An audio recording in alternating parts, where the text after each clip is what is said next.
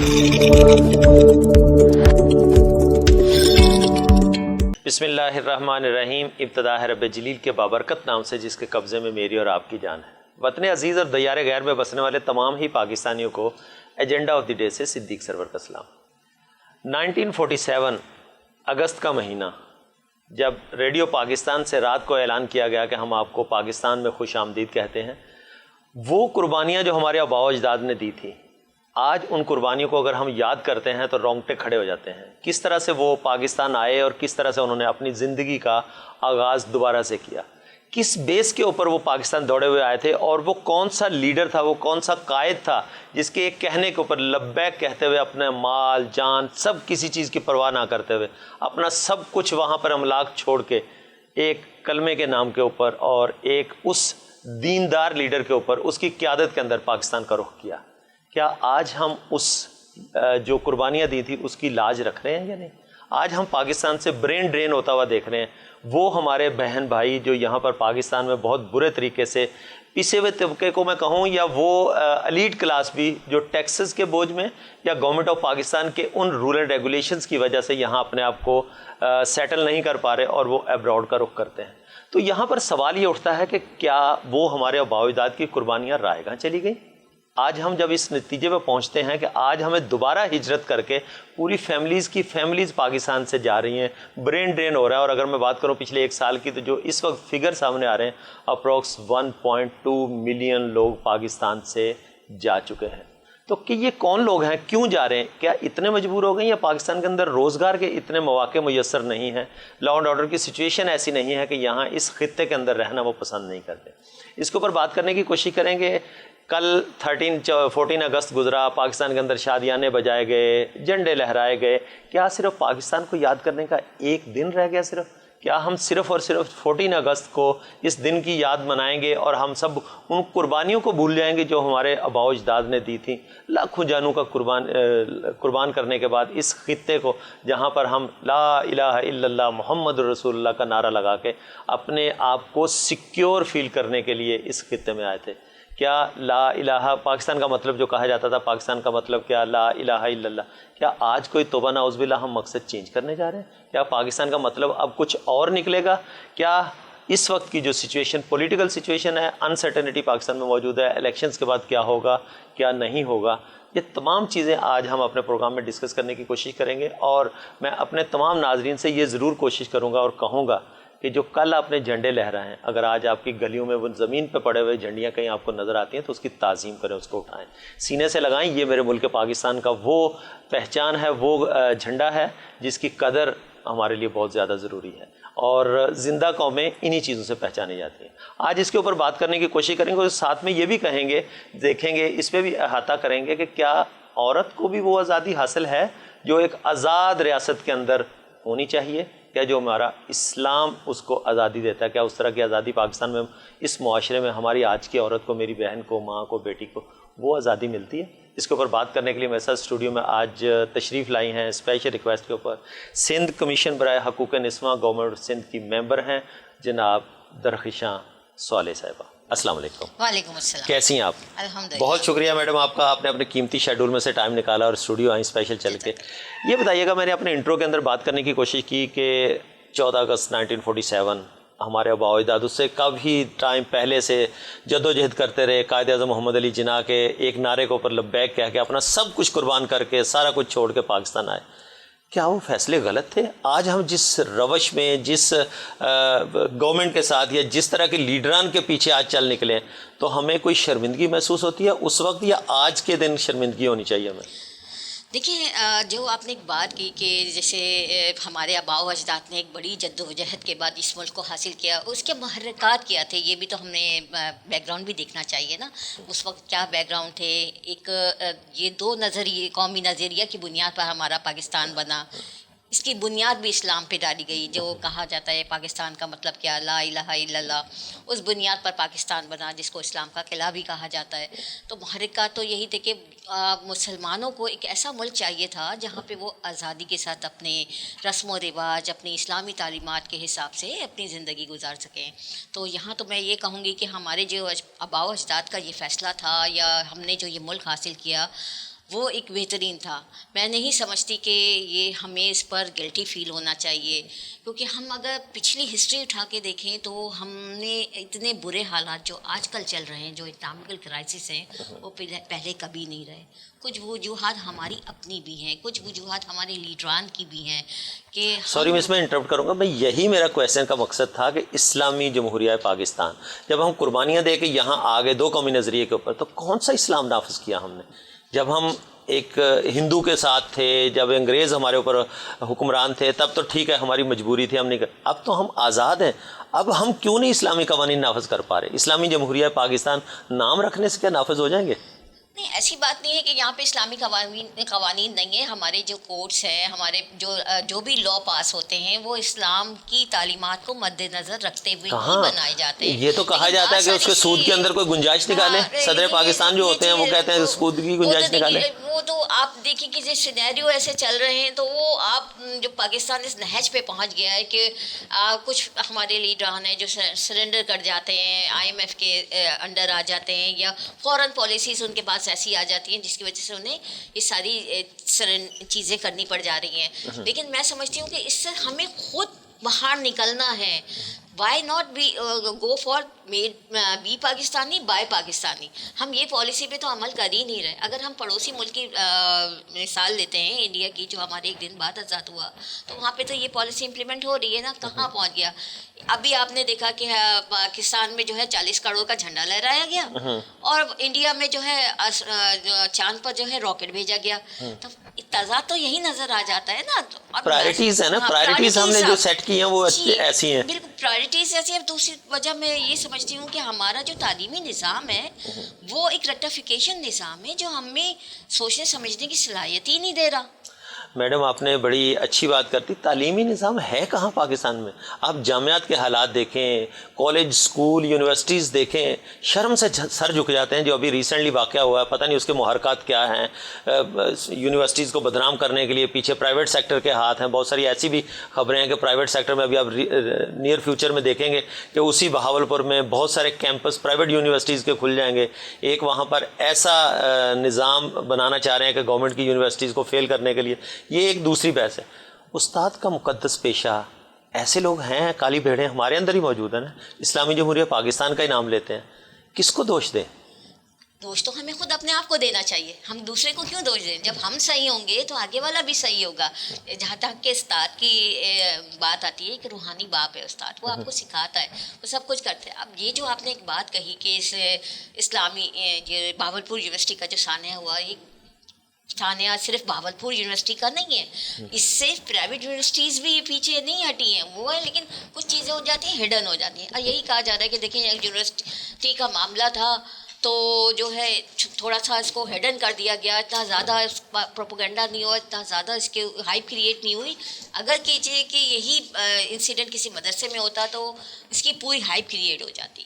نہیں ابھی بھی دیکھیں نا, ہائپ تو پورے سوشل میڈیا پہ جہاں بھی دیکھا آپ کو یہی نظر آتا ہے. آپ نے دیکھا کہ ابھی ہم کچھ عرصہ پہلے ہی دیکھ رہے تھے کہ وہ اس کو بری قرار دے دیا گیا, اس کے ملزم کو جو اس میں کلپریٹ ٹھہرایا گیا تھا بندہ, اس کو بھی بری کر دیا گیا. تو کیا ہے جی, ہم خود ہیں, ہم اسٹینڈ لینے سے ڈرتے ہیں.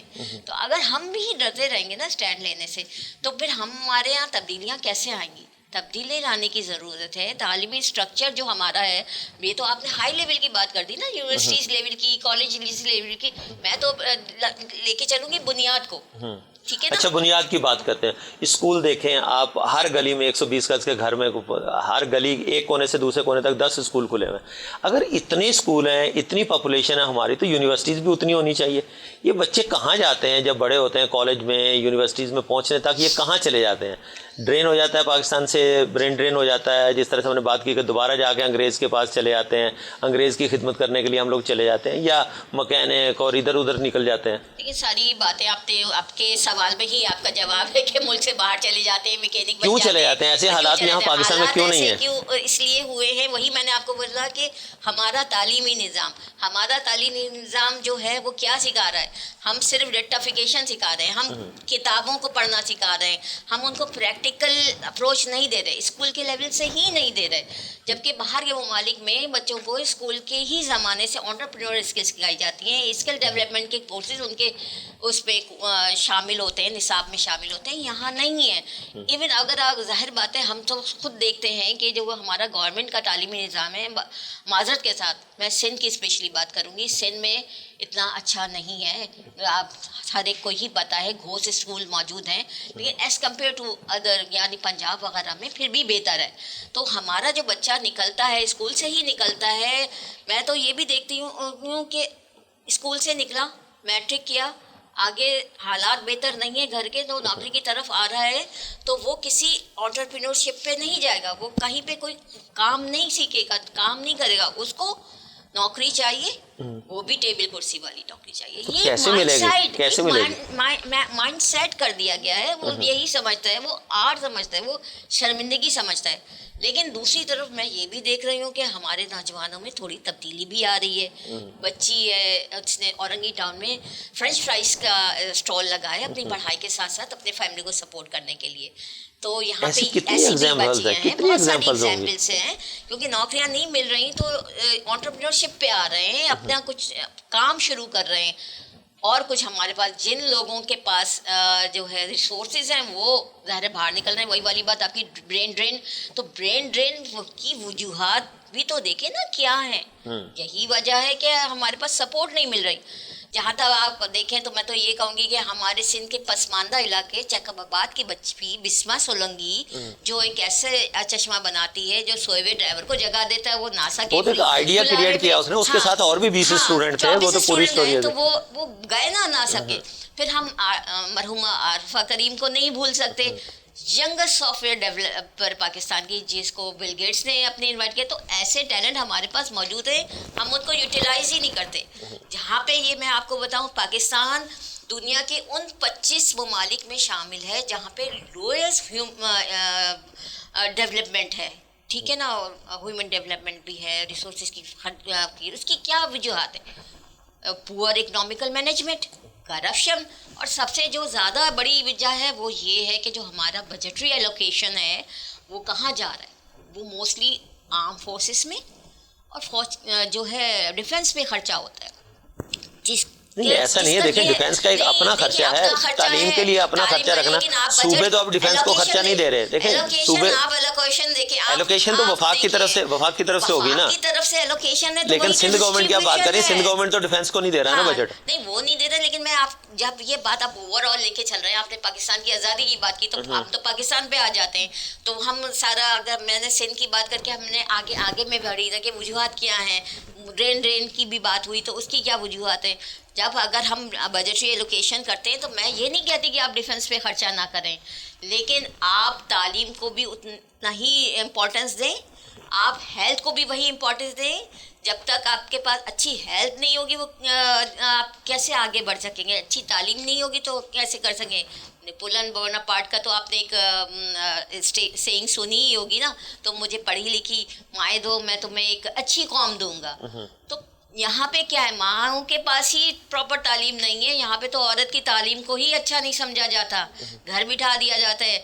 इवन ये कि जब नहीं, अब तो अवेयरनेस काफी, आपको लड़कियां जो है ना माशाल्लाह से अवेयरनेस का, माशाल्लाह मैंने डबल मास्टर्स किया हुआ है, तो ये कहा जा रहा था कि आगे बढ़ा के क्या करना है, चूल्हा हांडी ही तो करना है। तो ये जो मेंटालिटी है ना, ये खत्म करनी है। लेकिन जब तक ये मेंटालिटी थी तब तक लॉयल्टी भी थी, तब तक लोग पाकिस्तान से वफादार भी थे, तब तक लोग पाकिस्तान से ब्रेन ड्रेन भी नहीं हो रहा था। जब ये पढ़ी लिखी माँ आ रही है, पढ़े लिखे बच्चे आ रहे हैं, तो अब वो फिर जाके अंग्रेज की नौकरी कर रहे हैं। फिर वो जो लीडर आ रहे हैं, वो लीडर भी उस तरह से मुल्क को जो है ना, ऐसी वजह नहीं है, मैं बिल्कुल ऐसी वजह नहीं है कि जब पढ़ी लिखी माँ आ रही है या पढ़ी लिखी यूथ आ रही है तो ब्रेन ड्रेन हो रहा है, ऐसी बिल्कुल भी वजह नहीं है। इस पे मैडम बात करते हैं, मुझे यहाँ पर एक ब्रेक का इशारा हो रहा है। नाजरीन, बड़ी दिलचस्प गुफ्तगू हो रही है कि किस तरह से क्यों ब्रेन ड्रेन हो रहा है, इसकी भी वजूहत ढूंढेंगे। लेकिन यहाँ पर मेरा आज का जो मेन पॉइंट, जो आज का मेरा ऑब्जेक्ट है, वो यही है कि कायद-ए-आज़म मोहम्मद अली जिन्ना ने जो विजन दिया था पाकिस्तान का, जो जिन्ना के पाकिस्तान का विजन था, वो बेसिकली था क्या? क्या आज हम उस विजन को फॉलो कर रहे हैं? क्या आज पाकिस्तान के अंदर 65% की जो यूथ है वो डायरेक्शन लेस है? उसको डायरेक्शन कौन देगा? तो यहाँ पर एक छोटा सा ब्रेक लेते हैं, ब्रेक से वापस आते हैं। Stay tuned.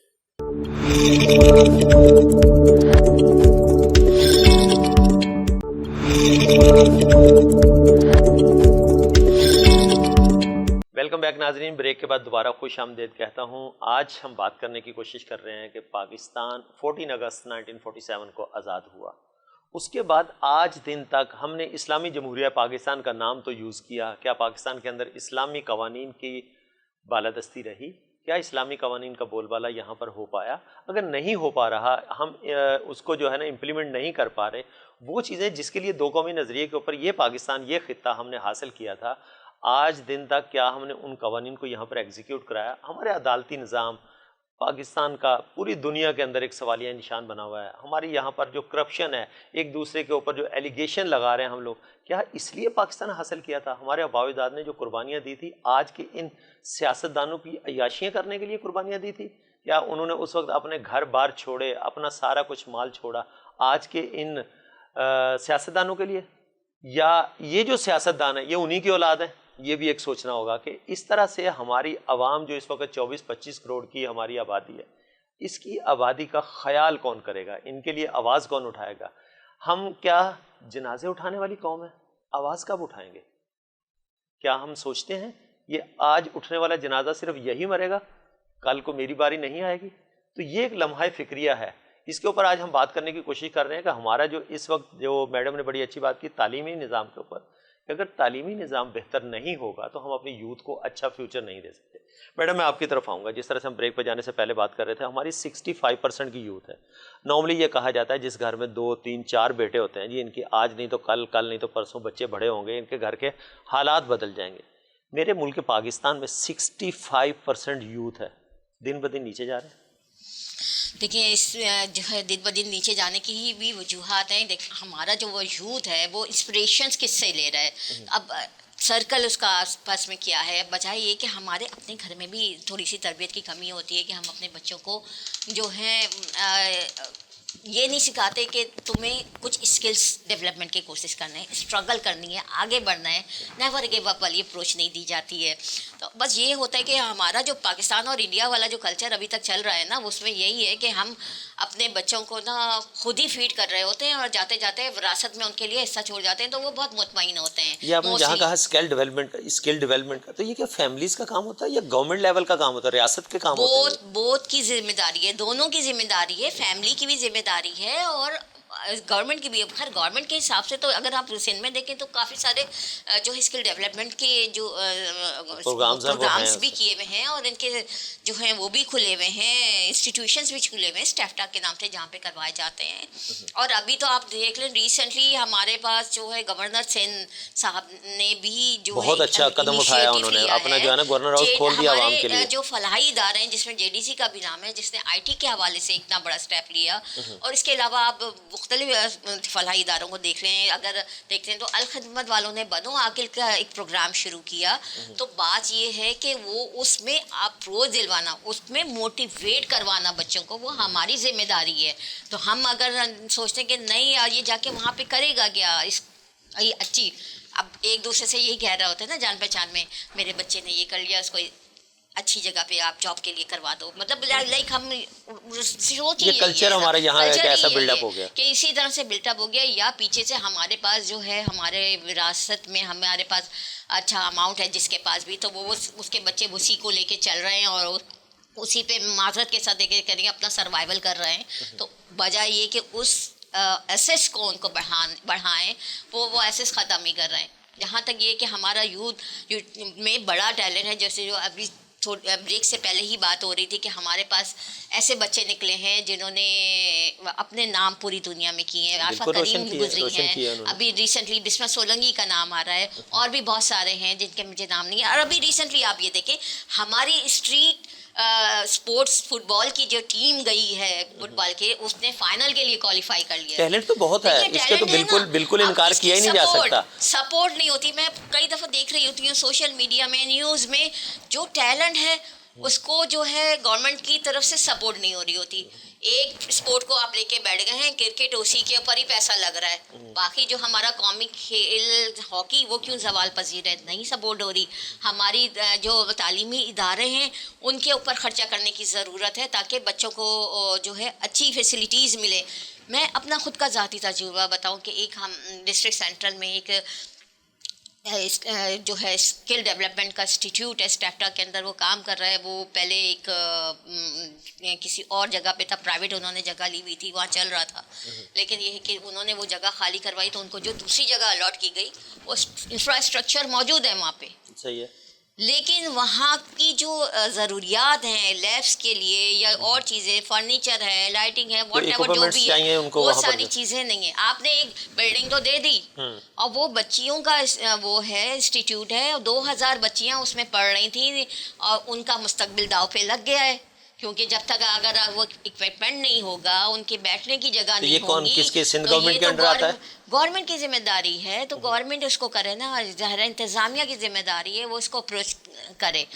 وہ کر رہے ہیں، لیکن یہ ہے کہ آپ کو پتہ ہے کہ ہمارا سسٹم ایسا ہے کہ اس میں جو اگر آپ اپلیکیشنس بھیج دیتے ہیں تو اس کی یہ میڈم آگے آپ نے جو پروسیسنگ فیملی تھوڑا سا اسکل لمبی ہو ڈیولپمنٹ کی جاتی ہے. بات کی تھی، اگر میں اپنے پڑوسی ملک چائنا کی بات کروں، انہوں نے اپنے پورے ملک کے اندر ڈومیسٹک لیول کے اوپر ایسی نیشنل لیول کے اوپر ایسی چھوٹی چھوٹی انڈسٹریز لگا دیں جہاں پر خواتین بھی کام کر رہی ہیں، بچے بھی کام کر رہے ہیں. بچے تو خیر نہیں، جو مطلب وہ یوتھ جو زیادہ ایجوکیٹڈ نہیں ہے وہ وہاں پر کام کر رہی ہے. تو یہ ریاست کی بھی تو ذمہ داری ہے نا. جب تک ریاست اس ذمہ داری کو فلفل نہیں کرے گی، اون نہیں کرے گی اپنی عوام کو، تو کس طرح سے ہوگا؟ دیکھیے میں نے ابھی آپ کو بتایا نا کہ ظاہر ریاست کر تو رہی ہے لیکن اس پیمانے پہ نہیں. بات وہی آ جائے گی کہ بجٹری ایلوکیشن صحیح نہیں ہے، فسکل پالیسیز نہیں ہے، مانیٹری پالیسیز ایسی نہیں ہے کہ ان کی جو منی کی جو ڈسٹریبیوشن ہے وہ اس کی جسٹیفیکیشن ہو. ٹھیک ہے نا. تو بات یہ ہے کہ ہمارے پاس موجود ادارے ہوم بیس ورکرز کے لیے بھی ادارے ہیں، ان کے لیے قوانین بھی بن گئے ہیں، اور کچھ وہ پرسنل جو سول سوسائٹی کے ادارے ہیں وہ بھی ان کے لیے کام کر رہے ہیں. اور ایسی انڈسٹریز ہیں جہاں پہ صرف خواتین کام کر رہی ہیں. ہمارا جو فیمیل آرٹسان ہے اس کا کام بہت ہی شاندار ہے، جو ہم دنیا میں مانا جا رہا ہے. اور یہاں پہ ہمارا جو سندھ کا کلچر ہے، ابھی کچھ عرصہ پہلے میں ایک نیوز پڑھ رہی تھی کہ جو سندھی چارپائی ہے وہ 3 لاکھ میں جو ہے یو ایس میں سولڈ آؤٹ ہوتی ہے. تو اگر ہم ان چیزوں پہ بھی توجہ مطلب دیں، 4 پہیہ بنا کے بیچنا شروع کر دیں. نہیں مطلب میں کلچر کی بات کر رہی ہوں، صرف چارپائی نہ بنائیں آپ. سندھی کلچر میں بہت ساری چیزیں آ جاتی ہیں. وہ تو چلو میوزیم میں رکھنے کے لیے یا کسی ایسے اس میں نہیں، گھریلو یوزج کے لیے وہ 3.5 لاکھ کی چارپائی لے کے تھوڑی رکھتے ہیں. گھریلو یوزج کی بات بتا رہی ہوں. میری کچھ اپنی فرینڈ سرکل میں ہے جو وومن انٹرپرینورز ہیں، وہ گھر میں بیٹھے ہوئے ایسی چیزیں بنا رہی ہیں اور ان کو کچھ ایسے چینلز مہیا کیے گئے ہیں جیسے ٹی ٹیپ کے تھرو، ویمن چیمبرز ہیں ان کے تھرو جو ہے ان کو موٹیویٹ بھی کیا جاتا ہے، ان کو اس میں شرکت بھی کروائی جاتی ہے. تو ان کی جو پروڈکٹس ہیں وہ انٹرنیشنل لیول پہ متعارف بھی ہوتی ہیں اور سیل بھی ہوتی ہیں. تو یہ پرسنلی اس پہ کام ہو رہا ہے، لیکن لو گورنمنٹ بھی لیول پہ نا اس کو اگر گورنمنٹ لیولز کے اوپر لے کے جائیں، بیونڈ دی بارڈرز اگر آپ اپنے آرٹ کو لے کے جاتے ہیں تو اچھے ریمیٹنسز آ سکتے ہیں. اتھارٹی آف پاکستان ہے اس کے بھی آتے ہیں، لیکن بات ساری یہ ہے کہ بہت زیادہ کچھ ایکسپینسو بھی ہوتے ہیں. اس میں یہ ہوتا ہے کہ نا بہت سارے ہمارے جو انڈسٹریلسٹ ہیں وہ بھی کچھ سپورٹ کر رہے ہوتے ہیں، وہ پرسنل بیسس پہ کر رہے ہوتے ہیں. آپ نے بالکل صحیح بات کی، گورنمنٹ لیول پہ سپورٹ کی ضرورت ہے. اور ان کو کیا ہم جب دیکھتے ہیں کہ جب اگر آپ نے اویئرنیس کے سیمینارز کرنے ہیں یا کسی کو اسکلز دینی ہے تو بڑے بڑے 5 اسٹار ہوٹلز میں عورتیں وہاں پہ وہ لوگ تو ہوتی ہی نہیں ہیں جن کو یہ چیزیں دینے کی ضرورت ہوتی ہے. میرا جو کنسرن ہے، جو میرا پیشن ہے، میں چاہتی ہوں کہ ہم سلمز ایریا میں، رورلز میں، انڈر پریولیجڈ ایریاز میں جا کے یہ اویئرنیس سیشنز دیں. اور میں دیتی ہوں، جا کے ان کو اویئر کرتی ہوں کہ یہ آپ نے کام کرتے ہیں، یہ آپ کی ریکوائرمنٹ ہے، آپ کے اپنے فنڈامنٹل رائٹس کیا ہیں، یہ چیزیں جاننا بہت ضروری ہے. رائٹ ٹو انفارمیشنس ہیں وہ بھی آپ نے جاننا ضروری ہے. ٹھیک ہے میڈم، سمجھ گئے کہ آپ نے رائٹس تو بتا دیے یہ ہیں، لینے کس سے ہیں رائٹس؟ وہی گورنمنٹ، وہی وڈیرا سائیں، وہی جاگیردار اوپر بیٹھا ہوا ہے. کس سے لینے، کس سے رائٹس، اور لیے کیسے جائیں گے؟ اٹھنا ہے ضرور، ہمیں اٹھنا ہے. میں نے تو وہ پہلے بات کی کہ ہم جنازے اٹھانے والے لوگ ہیں، آواز اٹھانے والے نہیں ہیں. مردہ کام ہے اور اس مردہ کام کو جگانا ہے جب تک ہم مصر کی طرح اٹھ کے نہیں کھڑے ہوں گے. یہ وہی قوم ہے جب 1947 میں قائد اعظم کے پیچھے بھاگتی ہوئی آئی تھی. یہ وہی قوم ہے، جاگتی قوم ہے. ہاں، ہم آج کیوں سو رہی ہے؟ دیکھیے آج سونے کا مطلب یہ ہے کہ آپ جو حالات جو آپ دیکھ رہے ہیں نا، ان حالات سے جو ہے گھبرا کر کچھ ایسی بھی سرکمسٹانسز ہیں کہ جس کی وجہ سے لوگ نکلنے سے بھی ڈر رہے ہوتے ہیں. بلا وجہ میں اگر کوئی بندہ کہیں پہ بھی کھڑا ہے اس کو بلا وجہ میں اگر آپ تھریٹ کریں گے تو وہ پھر ڈرے گا نا نکلتے ہوئے. لیکن یہ ڈر اور خوف نکالنا ہے. جب تک خون نہیں بہے گا انقلاب نہیں آئے گا. اچھا تو آپ خونی انقلاب دیکھ رہی ہیں پاکستان میں؟ اللہ نہ کرے کہ ایسا ہو، لیکن یہ ہے کہ آپ ایک انقلاب کی تو مثال یہی دی جاتی ہے نا کہ جب تک خون نہیں بہے گا تو انقلاب دیکھیں. وہ میں نے ایک مثال دی ہے. لیکن ہمیں کرنا کیا ہے، ہمیں مصر کی طرح کھڑے ہونا ہے. آپ کو یاد ہوگا تحریر اسکوائر پہ جب کھڑے ہوئے تھے، جب اشیاء خردونش کی قیمتیں بڑھ گئی تھیں ایجپٹ میں حد سے زیادہ، تو لوگ کھڑے ہوئے ان کو لوور ڈاؤن کرنی پڑی. پھر آپ ایک انقلاب دیکھتے ہیں ترکی میں، جب تاسکم اسکوائر پہ لوگ ٹینکرز کے آگے کھڑے ہو گئے، وہاں پہ آپ نے ایک انقلاب دیکھا. ریسنٹلی ہمارے پاس مثال آ جاتی ہے سری لنکا کی. یہ ہمیں بھی آج کے دور میں اس طرح کے ضرورت ہے کہ ہماری قوم مطلب ابھی تو پھر ہماری اسمبلی پوری ہوگی، مطلب نیکسٹ جو گورنمنٹ آئے گی اس کے ساتھ یہ والا انقلاب آ سکتا ہے. ہمیں اٹھ کھڑے ہونا چاہیے. چلیں کچھ نہیں، اپنے رائٹس کے لیے اٹھ کھڑے ہوں. روز بروز ٹی وی بجلی کے پرائزز، گیس کے پرائزز، میں تو یہ ہوں گی نہ بجلی ہے نہ پانی ہے نہ ہی گیس ہے، لیکن پھر بھی دل پاکستانی ہے. مجھے اپنے پاکستانی ہونے پر فخر ہے. میں تو فخر کرتی ہوں کہ میرا ملک ہر چیز سے مالا مال ہے. اس میں یہ ایک زرعی ملک ہے، یہاں پہ معدنیات کا ذخیرہ ہے، یہاں پہ ٹیلنٹ ہے، لیکن ضرورت اس امر کی ہے کہ اس کو صحیح یوٹیلائز کیا جائے. یہ ساری چیزیں موجود ہیں، اس کے باوجود ہمارے پاس جو ذخیرہ ہے وہ کرپشن لیڈرز کا بھی ہے، کرپٹ لیڈران کا بھی ذخیرہ ہے ہمارے پاس. ان کے پیٹ کیسے بھرے یہاں پہ تو ہم ایک مثال صرف یہی دوں گی کہ پاکستان از دا لینڈ آف ارٹیکریسی، یعنی کہ اب جو ہے اشرافیہ کے لیے جنت ہے اور غریبوں کے لیے جہنم ہے.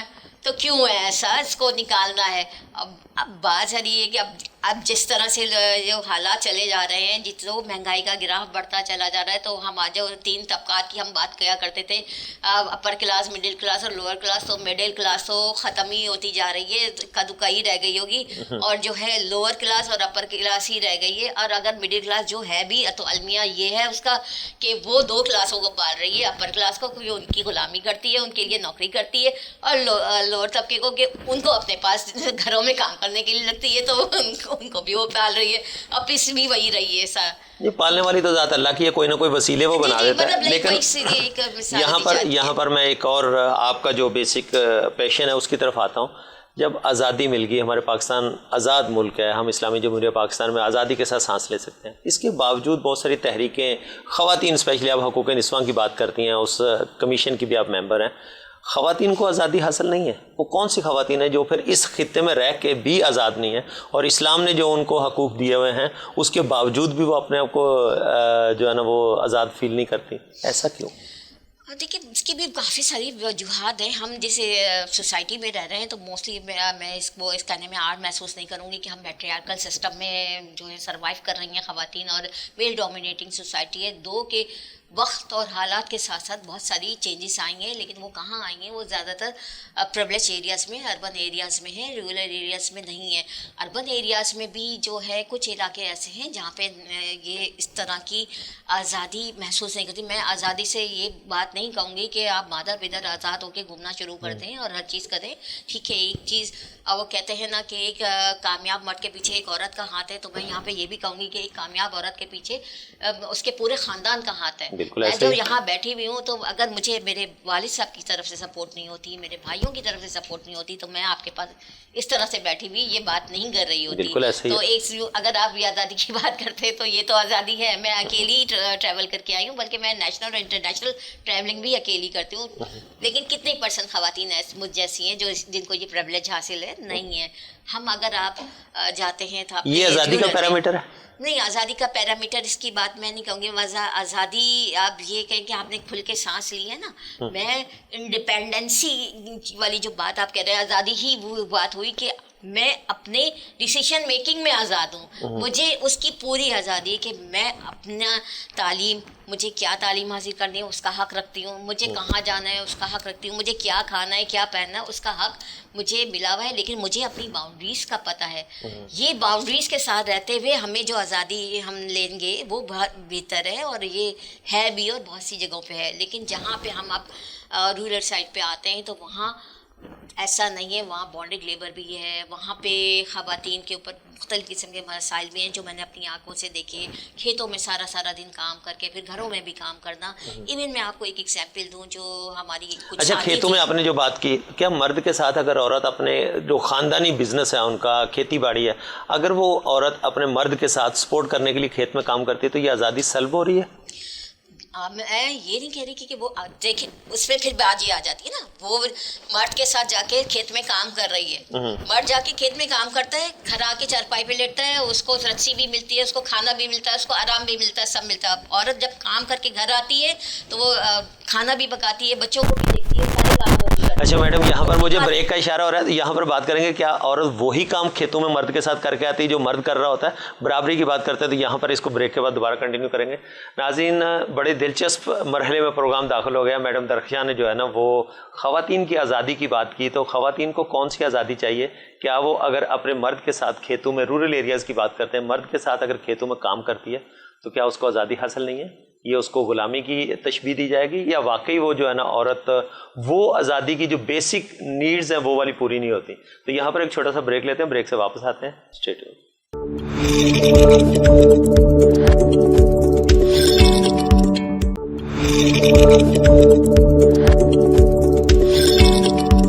جی ویلکم بیک ناظرین, بریک کے بعد دوبارہ خوش آمدید کہتا ہوں. بڑی دلچسپ مرحلے میں ہم نے بریک لیا اور بڑی دلچسپ گفتگو ہو رہی تھی کہ رورل ایریاز کی میڈم نے بات کی کہ رورل ایریاز کے اندر جو ہے نا وہ والی شاید وہ والی آزادی جو ایک شہری عورت کو میسر ہے, شاید اس کو رورل ایریا کی عورت کو وہ والی آزادی میسر نہیں ہے. لیکن اسلام کیا کہتا ہے؟ اسلام کے اندر آزادی کا کانسیپٹ بیسیکلی ہے کیا؟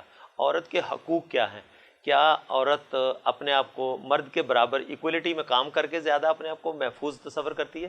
اپنے گھر کے مرد کو کھانا پیش کرنا بنا کے, یا اڑتے ہوئے جہاز کے اندر اگر وہ دوسرے غیر مردوں کو کھانا سرو کر رہی تو اس کو آزادی کا پروانہ وہ سمجھتی ہے؟ یہ ایک سوچنے کی بات ہے, یہ ایک الگ ڈبیٹ ہے, میں اس کی ڈیپتھ میں نہیں جا رہا. لیکن آج کے اس آزادی کے ایپیسوڈ کے اوپر کے جو ہم 1947 کے آزادی کی بات کر رہے ہیں, اس کے بعد ہمارے پاکستانیوں کو, اسپیشلی جو بھی پاکستان میں اس وقت بس رہے ہیں, جو 1947 میں ہمارے آباء و اجداد بے شک وہ یہاں تھے یا ہجرت کر کے پاکستان تشریف لائے, ان کے وہ ڈیسیژنز, وہ فیصلے جو ہیں اس کو کتنا ہم اون کرتے ہیں, اس کو کتنا ہم آج بھی یاد رکھتے ہیں, ان قربانیوں کو, ان قربانیوں کے پیچھے آج ہم کتنا سٹینڈ کر رہے ہیں, کتنا کھڑے ہوئے ہیں, کتنا ہم اس کو جو ہے نا وہ سلوٹ کرتے ہیں کہ انہوں نے ہمارے لیے جو قربانیاں دی, آج ہم اس آزاد فضا کے اندر جو سانس لے رہے ہیں, اس کے پیچھے ہمارے آباء و اجداد کا خون بہا ہے.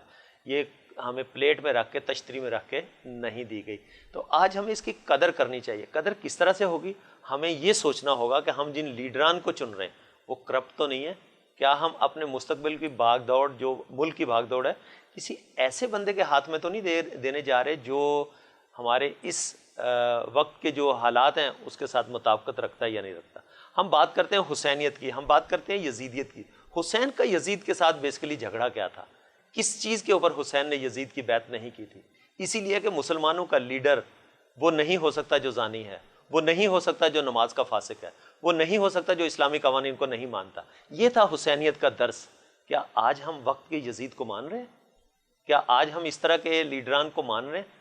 تو پھر ہم یزیدیت کو قبول کر رہے ہیں کیا؟ یہ ایک بڑا گہرا اور سوچنے والا سوال ہے. اس کو ریلیٹ کروں گا, میں واپس اپنے ٹاپک کی طرف آؤں گا, میڈم درخشاں کی طرف. میڈم, آپ نے رورل ایریاز کی بات کی. رورل ایریاز میں کیا ہوتا ہے کہ خواتین کام کرتی ہیں کھیتوں میں, مل کے اپنے گھر کی گاڑی کو چلانے کے لیے کام کرتے ہیں. گھر پہ آنے کے بعد خواتین کام کرتی ہیں اپنے جو کھانا بنانے کا ہے, مرد اس میں یقیناً اس کا ساتھ نہیں دیتا. تو اس میں آپ کہہ رہی ہیں کہ آزادی تھوڑی سلب ہوتی ہے.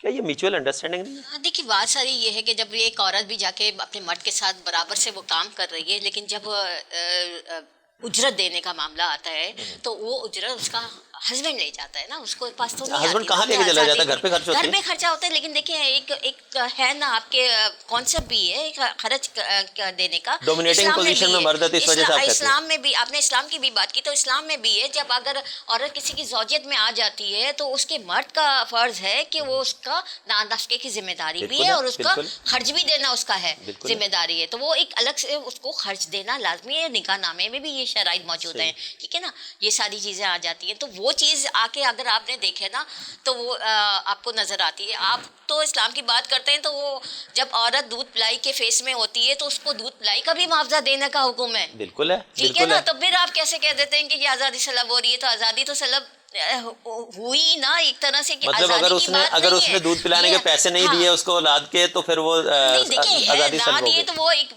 اس میں تو بہت ساری خواتین کو تو پتہ ہی نہیں ہے. جب ہم اویئرنیس سیشنز دینے جاتے ہیں تو بہت سی خواتین کو یہ چیز پتہ ہی نہیں ہے کہ دودھ پلائی کے لیے بھی دیا جاتا ہے. اب ہم اگر یہاں پہ بات سیشن کے بعد جو ہے نا وہ اپنے میاں کے ساتھ آمنے سامنے ہو گئی اور گھر برباد ہونے کی طرف چلا گیا ہو. لیکن ظاہر بات ہے لوگوں کو پتہ ہوتا ہے, وہ چیزوں کا پتہ ہونا چاہیے. آپ جب اسلام کی بات کر رہے ہیں کہ اسلام میں عورت کو کیا حقوق ہیں اور مرد کے کیا, تو اسلام میں عورت اور مرد کو برابری کے حکم ہے. قرآن کی ہر جو صورت ہے اس میں اللہ پاک نے اے مسلمانوں کہہ کے مخاطب کیا ہے یا اے مرد اور عورت کہہ کے عورتوں کر کے مخاطب کیا ہے. صرف ایک صورت ہے سورہ رحمان جس میں جنات کو بھی مخاطب کیا گیا ہے. ٹھیک ہے نا. تو اور یہاں پہ اسلام میں جب اگر عورت اور مرد کے برابری کی بات ہوتی ہے, ایکویلٹی کی بات ہوتی ہے, تو مرد کو صرف ایک درجہ برتری حاصل ہے, وہ اس کی اپنی فزکس کی وجہ سے, وہ اس لیے کہ وہ باہر نکلتا ہے اور کما کے لاتا ہے. لیکن آپ اس بات کا کو بھی ڈینائل پہ نہیں لے جا سکتے کہ اسلام کی پہلی بزنس وومن حضرت خدیجہ رضی اللہ تعالیٰ عنہ رہی ہیں. آپ اس بات پر بھی ڈینائل پہ نہیں جا سکتے کہ حضرت عائشہ رضی اللہ تعالیٰ قاضی و قضات کے عہدے پہ بھی رہی ہیں. وہ پردے میں رہتے ہوئے فیصلے دیا کرتی تھیں جو مسائل ان کے پاس آتے تھے اور بہترین فیصلے ہوتے تھے. اور وہ خواتین کے مسائل کی رہنمائی. ہم تو آج کی عورت کی بات کر رہے ہیں کہ اس کو میں اسی لیے تو بات کر رہی ہوں نا کہ آپ ریلیٹ کر رہے ہیں نا. تو وہ اسلام میں جب اس اسٹیج پہ عورت کو ملی ہوئی ہے تو وہ وہی چیز آج کی عورت کو کیوں نہیں, جب اسلام نے اتنی صدیوں پہلے وہ دے دی تھی. ہم مثال دیتے ہیں نرسنگ میں فلورنس نائٹنگیل کی, ہم حضرت سمیہ علیہ السلام کو بھول جاتے ہیں جو غزوات میں اور جنگوں میں مریضوں کو پانی پلایا کرتی تھیں اور ان کی مرہم پٹی کیا کرتی تھیں. ٹھیک ہے نا. آپ نے خود نے ریلیٹ کی ساری چیزیں اسلام کے ساتھ, تو میں بھی اس کو اسلام کے تناظر سے دیکھتے ہوئے بات کر رہی ہوں. رورل ایریا میں بھی ایسا ہے. اگر اب ہم اربن ایریا میں یا شہری آبادی میں آتے ہیں اور ایک عورت کام کے لیے نکلتی ہے تو وہ کیوں نکل رہی ہے, اس کی بھی وجوہات ہیں کہ وہ اپنے جو ہے سپورٹ کرنے کے لیے نکلی ہے. لیکن کیا اس کو وہ پارٹس مل رہے ہیں جو اس کے ایک میل کولیگ کو مل رہے ہیں؟ اگر کہ میں مثال دوں کہ میں اپنی ہی مثال دوں کہ اگر میں نے ماسٹرز کیا ہوا ہے اور میں ایک ادارے میں جاب پہ ہوں اور میرے ساتھ میرا مرد کولیگ ہے, اس کی بھی ماسٹرز کوالیفیکیشن ہے, تو یہ ہوتا یہ ہے کہ اس کی پوزیشن مجھ سے زیادہ ہوگی, اس کی سیلری مجھ سے زیادہ ہوگی, میری نہیں ہوگی. حالانکہ سیم ایجوکیشن ہے, سیم ورکنگ ایکسپیرینس ہے, سیم جاب ڈسکرپشنس ہیں. کیوں نہیں؟ یہ آزادی سلب ہونے کی بات نہیں, تو یہ پھر عورت کو ایکسیپٹ نہیں کرنی چاہیے, عورت کو ایکسیپٹ نہیں کرنی چاہیے. اس کو اب آپ یہ دیکھیں نا وہ آفر لیٹر ایکسیپٹ نہیں کرنا چاہیے. اس پہ بات چیت ہو رہی ہوئی ایکول ویجز کی بات ہے, اور بہت سی جگہ پہ تو ایسا ہے کہ وہاں پہ تو ان کو اپائنٹمنٹ لیٹر یا آفر لیٹرز ہی نہیں ملتے. وہ ایکول ویجز والی بات یہاں پہ آ جاتی ہے. پھر دیکھیں آپ بہت سی جگہوں پہ یہ تو نظام کا مسئلہ ہے نا, ہمارے سسٹم جو اس طرح کا بنا ہوا ہے. اسلام تو یہ نہیں کہتا, اسلام نہیں کہہ رہا, لیکن یہ تو ہمارا سسٹم ہے. میں تو یہی کہہ رہا ہوں نا, اسلامی جمہوریہ پاکستان میں اسلامی قوانین کب نافذ ہوں گے؟ 1947 میں جب ہم آ گئے تو اسلامی قوانین تو آج تک نہیں ہوئے. بہت سی چیزیں پہ ورکنگ بھی ہو گئی ہے, بل بھی پاس ہو چکے ہیں. اور جہاں تک کہ ہمارے کمیشن کا تعلق ہے تو ہم زیادہ تر تو خواتین کے ہی حوالے سے کام کر رہے تھے. ان کی امپاورمنٹ ہے, ان کے حوالے سے جو لاز بنے ہوئے ہیں. تو میں تو یہ کہنا میں فخر محسوس کروں گی نا کہ صوبہ سندھ وہ ایک ایسا صوبہ ہے جس میں سب سے زیادہ پرو ویمنس بل پاس ہوئے ہیں. ٹھیک ہے نا. ہمارے پاس بلز آتے ہیں, ہم ان کو ریویو کر کے وہ آگے بھیج دیتے ہیں. کب ہوگی ہو بھی رہی ہوتی ہے وہ بات ساری یہی آتی ہے نا, اسٹینڈ لینے کی بات. بہت سے لوگ ڈر کے اپنے فطری ڈر کی وجہ سے اسٹینڈ نہیں لیتے, کھڑے نہیں ہوتے, آگے پرسیو نہیں کرتے.